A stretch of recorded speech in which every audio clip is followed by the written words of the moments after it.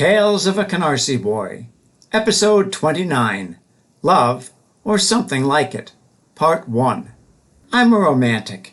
I believe in grand gestures to win the hearts of fair maidens. I cry at some point during every play I see. I've seen Wicked in London and Chicago and tear up every time Elphaba rises from the trapdoor to rejoin Fiyero. Unrequited love was my specialty. Harry Chapin wrote the words that fully encompass my early life in the song Paint a Picture of Yourself, Michael. You're happiest when you're chasing clouds with a halfway broken heart. It's easy to maintain a broken heart when you're shy around the opposite sex. Heck, when you're shy around people in general.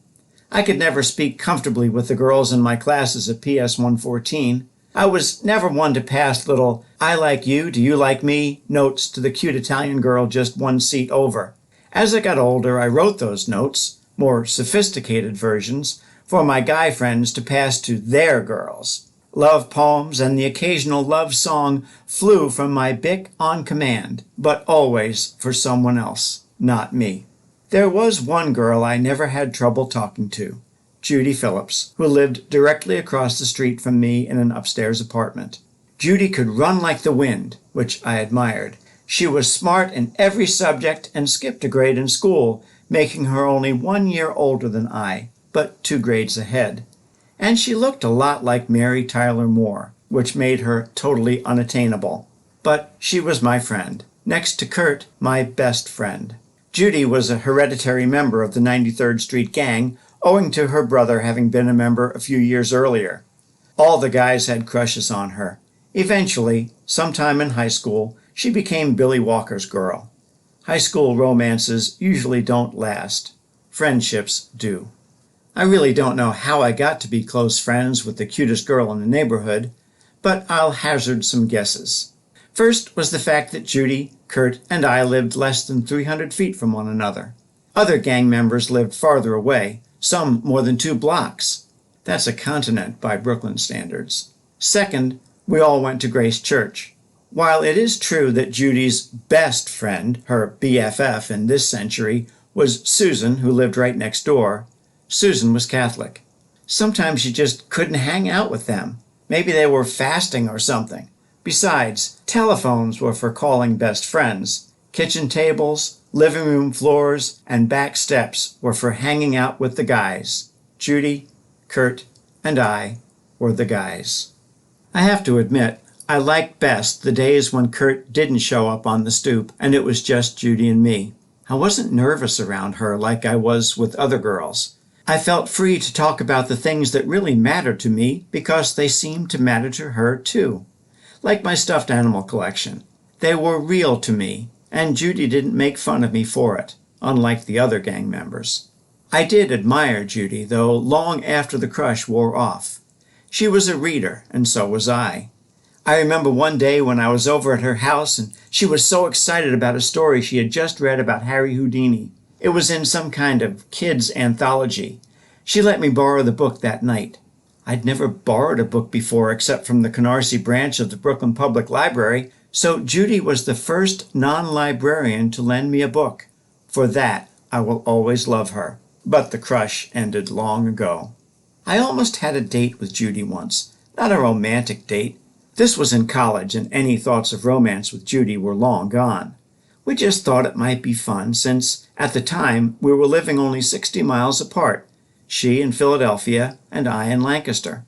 At the end of each school year, Lancaster Bible College held their spring semi-formal. It was like a high school prom, which I never attended, of course, without dancing and with gowns and tuxes not required but almost always worn. My freshman year, I was dating no one around the time to be getting a date for the semi, so I thought it might be fun to visit with an old friend and invited Judy. She readily accepted, also thinking it would be fun to catch up over a fancy country club dinner. As the event neared, I actually was thinking it might be nice to have a real date with Judy, although I truly expected nothing to come of it but laughs. A few weeks before the big night, Judy called me. I knew something was up. She told me she had liked this guy on her campus, John Ward, for some time and had long hoped he would ask her out. Guess what? He did! John invited Judy to her college's spring fling, and of course, she said yes. And of course, the two events were on the same night. When we finished our conversation, I felt a little sad. I'd lost my date for the semi, but I felt a lot happier than sad. Why? Because my friend was happy, and that made it all right. Every once in a while, I still talk on the phone with Mrs. Judy Ward. Eventually, I developed another crush, and this led to the worst date and the best reunion ever. I began playing woodwind instruments in 5th grade when PS 114 offered group music lessons after school 1 or 2 days a week. I thought the bassoon, with its rich brown color and deep, reedy sound, would be perfect for me. Like the new recruit with a background in catering is always assigned to the motor pool, I was assigned to the clarinet. I took to the clarinet with surprising ease and soon began private woodwind lessons with a teacher who envisioned for me a stellar career as a musician. I was good, but I was so shy that every solo was an exercise in terror. After 2 years of clarinet, I was ready for a challenge, which came in the form of a tenor saxophone. I picked it up quickly and was soon playing solos in the band, orchestra, and jazz ensemble. I didn't love any of it. I did, however, love Gail, the first chair flutist in band and orchestra. She was the absolutely cutest girl I'd ever seen. Maybe, and there are those who might debate this, even cuter than Judy. Short, like Judy, Gail had what looked to be the softest, silkiest dark brown hair I'd ever seen. I admired it almost daily from behind her in orchestra and band. I crushed hard on Gail, and of course, I kept my feelings hidden deep inside me. But there comes a time when even a timid 7th grade boy has to lay his heart on the line. I asked Gail to go on a study date with me to the most romantic place I could think of, the main branch of the Brooklyn Public Library at Grand Army Plaza. I'm a reader, always have been. I tested off the charts in language arts while I was still in 4th grade. To me, all libraries were special, and the legendary main branch was the ultimate exotic location. What better place to spend a day with Gail? Wonder of wonders, Gail said yes. Gail said yes! With my impeccable sense of timing, I made the date for the day after Thanksgiving, a day off from school. Oh my God, I'd have Gail all to myself for a whole day. I couldn't believe it. Like I could never believe I was good enough for all those solos in orchestra. I absolutely refused to believe I had anything to offer the cutest girl in 7th grade. When the day came, I showed up, I went through with it, but I froze just the same. I think Pop took me to pick up Gail at her house. Then he dropped us off at the bus stop for a ride to the library. While waiting for the bus, I thought I'd be debonair and pick up a truly adult piece of literature to read on the trip. The Sporting News, that venerable weekly newspaper covering every American sport in season and out of season. That day, I read it cover to cover while Gail waited for me to make conversation. She waited through the bus ride to Grand Army Plaza. She waited for conversation about anything other than our school project while at the library. Then she waited all the way home to Canarsie while I sat reading my paper in silence. In my defense, I was awed by Gail and totally terrified I'd screw up the date. I screwed up the date. Gail and I remained one riser away in band and orchestra right through high school, but we never spoke another word to each other until the internet, until social media, until Facebook. Facebook made people do crazy things in the early 2000s. One of those things was allowing a group of fun-loving but not A-list grown-up kids who had known each other at PS 114 to reacquaint.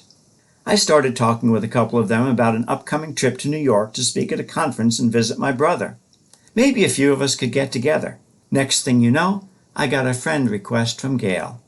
I made my trip to New York, had a fun dinner with 3 other old friends, plus Gail, and we set a date and potential location for a reunion the following spring. Canarsie High never has reunions because with 1,500 kids in a graduating class, You hardly knew anyone, let alone wanted to visit with them 10 or 20 years later.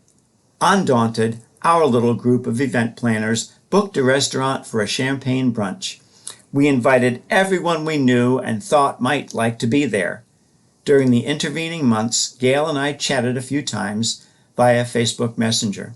She told me about her husband, from whom she was separated, and I told her a little about my recent divorce. This time I listened carefully, without my head in a newspaper. The big morning came, and we gathered at the restaurant. A couple of dozen PS 114 grads enjoyed reminiscing over Bloody Marys and mimosas. Then the call came that brunch would be served. Gail, who had been visiting with long-lost girlfriends across the room, stepped beside me. "May I sit with you?" she said. And finally, face to face, we talked. More about love, or something like it, in the next episode of Tales of a Canarsie Boy.